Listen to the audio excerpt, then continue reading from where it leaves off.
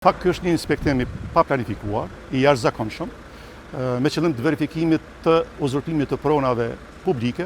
në kuadër të një vendimi të ministrit që kemë për racionalizim të shpenzimeve dhe ekonomizim të hapësirave publike, për arsye se kemë shumë raste kur nga institucionet publike po shfrytëzohen ende objekte private, ndërsa në vazhdimin e saj jemi duke inspektuar edhe shfrytëzimin e pronave publike që menaxhon Agjensoni Pyjor i Kosovës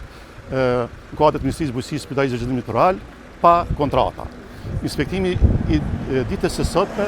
është realizuar konform obligimeve ligjore që kemi, në bazë ligjit 08L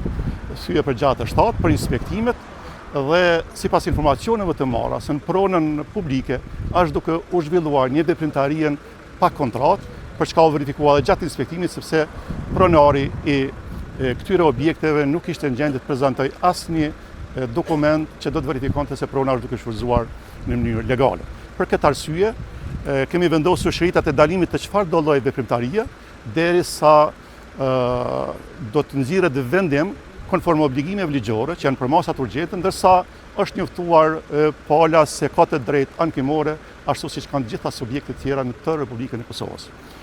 Inspektoriati qendror do të vazhdojë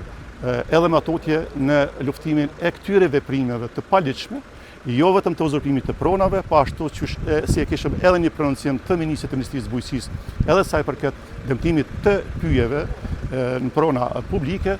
jo vetëm përmes angazhimit të rojtarëve, të inspektoriatit, po madje edhe të forma më të sofistikuara për luftimin e veprimeve ilegale, siç është përdorimi i droneve. Prandaj, sa i përket kësaj çështje do të kemi tolerancën zero. Jo, ligji për inspektive në rastet të inspektimeve të jashtëzakonshme, kur pronat janë të shfrytzuar në mënyrë ilegale, nuk njoftohet paraprakisht, kurse në rastet e inspektimeve të planifikuara njoftohen subjekte 3 ditë përpara, sepse nuk ke pas në as adresë, sepse ka qenë duke shfrytzuar në mënyrë ilegale. Kështu thotë baza ligjore, kështu veprohet në tërë territorin e Republikës së Kosovës, sepse janë obligime ligjore. Madje edhe në miratimin e inspektimit, autorizimin e inspektimit që do të jepet një kopje, tregohet edhe arsyeja që mund t'japëm edhe mediave, tregohet edhe arsyeja pse nuk është lëndruar pala, sepse baza ligjore dhe kështu. Kjo është arsyeja.